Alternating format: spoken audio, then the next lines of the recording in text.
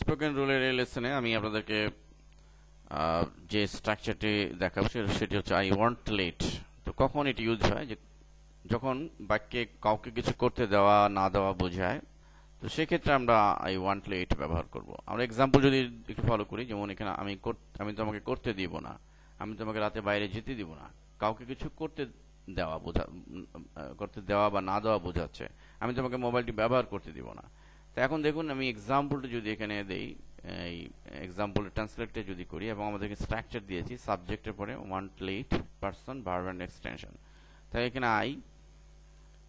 আমরা আই দিলাম, এখানে ওয়ান্ট লেট, আই ওয়ান্ট, এরপরে লেট, আই ওয়ান্ট লেট, এরপরে পারসন, কাকে করতে দিব না, তোমাকে, তাহলে ওয়ান্ট লেট ইউ, ইউ কি করতে দিব না, তোমাকে করতে দিব না, do, you do, I want let you do. ঠিক পরের বাক্যটিকে যদি আমরা দেখি, লক্ষ্য করুন, সেখানে কি আমি তোমাকে বাইরে যেতে দেব না। ঠিক একই স্ট্রাকচার আমরা ফলো করব, যে I want let, I want let, এবং এরপরে রয়েছে পারসন, কাকে, পারসন হচ্ছে তোমাকে, you, I want let you. এরপরে পারসনের পরে কি রয়েছে স্ট্রাকচারে, ভার্ব, তাহলে আই ওয়ান্ট ইউ, ভার্ব এখানে আসলে বাইরে যাওয়া, তাহলে বাইরে যাওয়া ইংরেজি go out, go out, go out কোথায়, রাতে, তাহলে অ্যাট নাইট, রাতের আগে আমরা নাইট বসাবো, NIGHT, night, at night.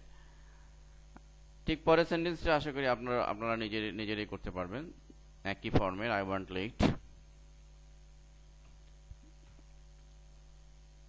I want let, person, you, তোমাকে, যদি তাকে হতো তাহলে হিম হতো, আই ওয়ান্ট লেট ইউ, কি করতে দিব না, ভার্ব, এরপরে পারসনের পরে ভার্ব, অতএব ভার্ব এখানে ব্যবহার করতে দাও, তাহলে ইউজ মোবাইলটি, ইউজ দ্য মোবাইল। হয়ে গেল আমাদের স্ট্রাকচার অনুযায়ী বাক্য। তো এই স্ট্রাকচারগুলো মনে রাখার চেষ্টা করা, এবং স্ট্রাকচারগুলো আমি তিনটি স্ট্রাকচার দেখালাম, তিনটি বাক্য তৈরি করা দেখালাম। এই স্ট্রাকচার দিয়ে আপনি হাজার হাজার বাক্য তৈরি করতে পারবেন। অর্থাৎ আপনাকে শুধু মনে রাখতে হবে যে ওয়ান্ট লেট কখন ব্যবহার হয়, যখন কাউকে কিছু করতে দেওয়া বা না দেওয়া বোঝাবে, সেই ক্ষেত্রে আপনি ওয়ান্ট লেট দিয়ে এভাবে চমৎকারভাবে আপনি সেন্টেন্স তৈরি করতে পারেন। ধন্যবাদ।